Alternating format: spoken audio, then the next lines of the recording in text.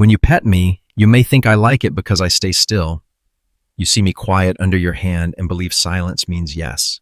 You may think that if I did not want it, I would simply walk away. But for a cat, staying still and enjoying something are not always the same thing. Sometimes I stay because I am unsure. Sometimes I stay because I trust you.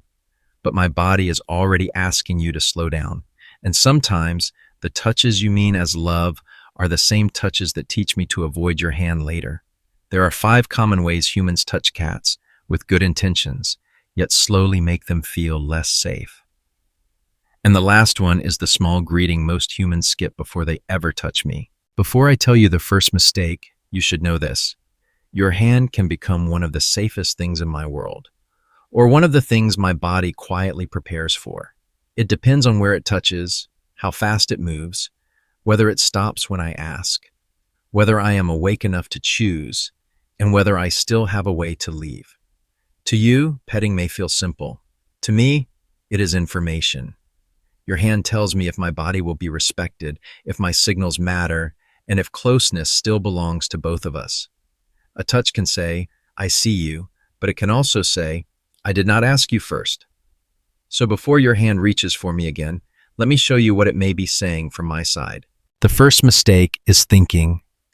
The spot above my tail is an endless button. When your fingers scratch the lower part of my back, right where my spine reaches toward my tail, I might lift my hips, arch slightly, or push back into your hand. It can look like I am asking for more, and for a few seconds I may be.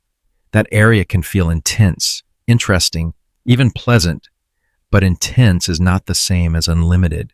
The base of my tail is full of sensitive nerves, and what begins as a good feeling can quickly turn into too much. My body may warn you before I do anything dramatic. My tail may flick harder. The skin along my back may ripple. My ears may rotate. My muscles may tighten. I may turn my head and look at your hand. Not because I hate you, but because I am saying, that is enough. If the touch keeps going, my mouth may do what my body has already been trying to explain. A little bite or a quick swat does not always mean anger. Sometimes it is simply my nervous system reaching its limit. So do not treat that spot like a magic button you can press forever. If I offer it to you, touch it briefly, gently, and then stop before my signals become sharp. When you stop the moment my body asks, you teach me that your hand understands my limits.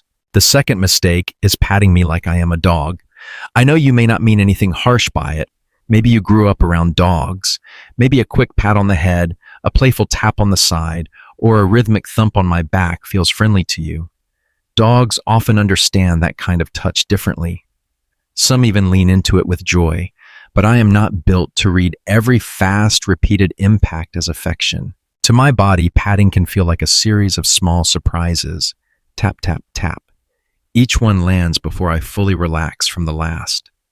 I may seem calm while my body is saying, I do not know why this keeps happening.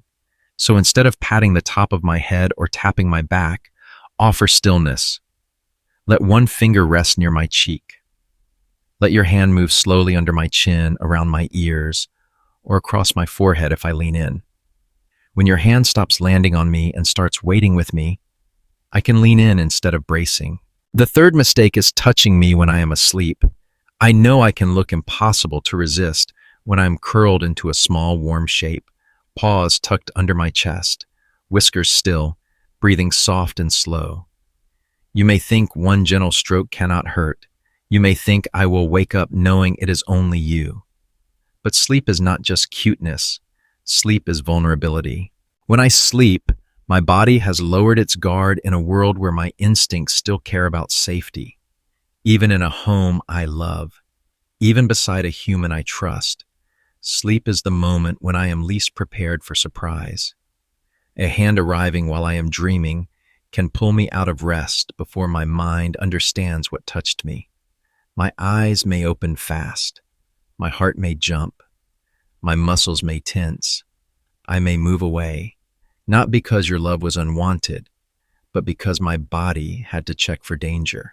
The kindest thing you can do when I am sleeping is let the trust remain untouched.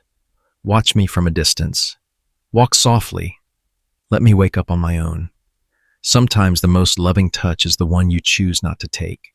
The fourth mistake is using both hands before I trust you that much.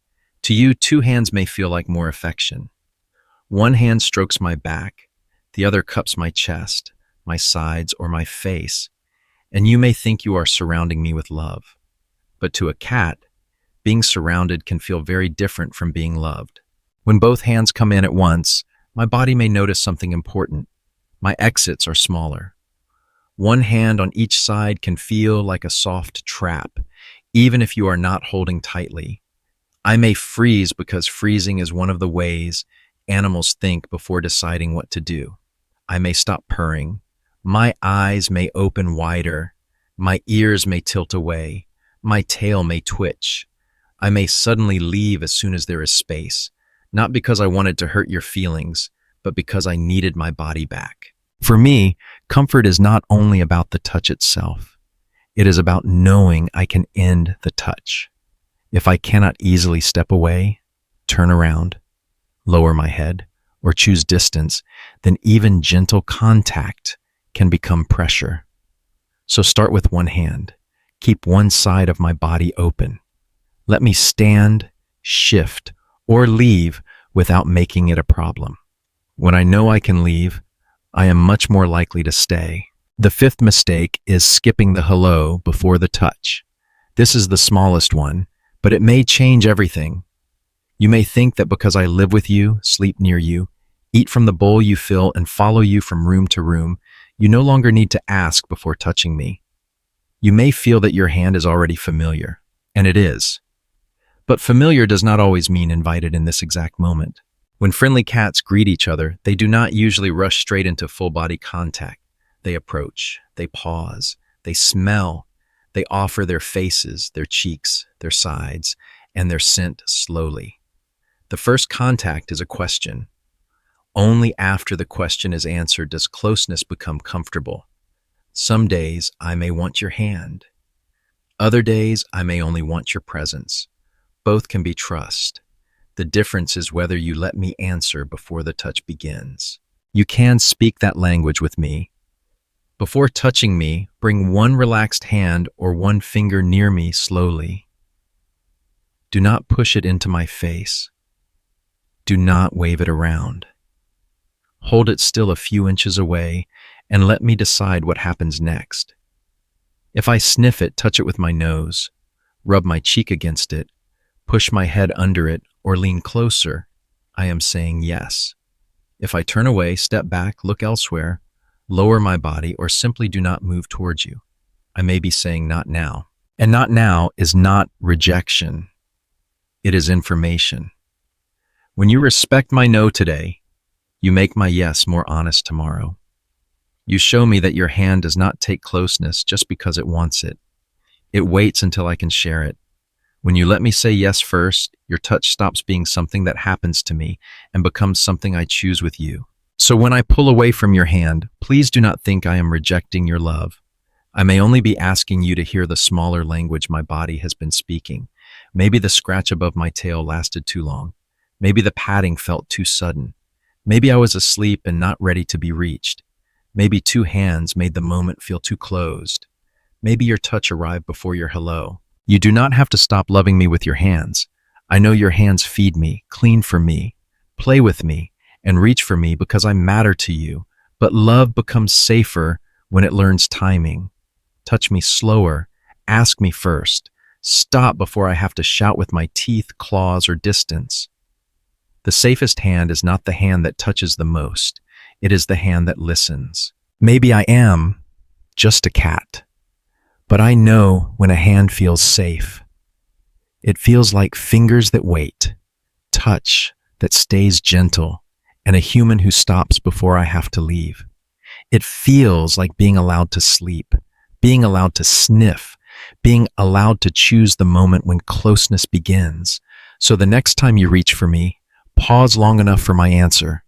Let me come closer because I want to. Where does your cat love being petted the most?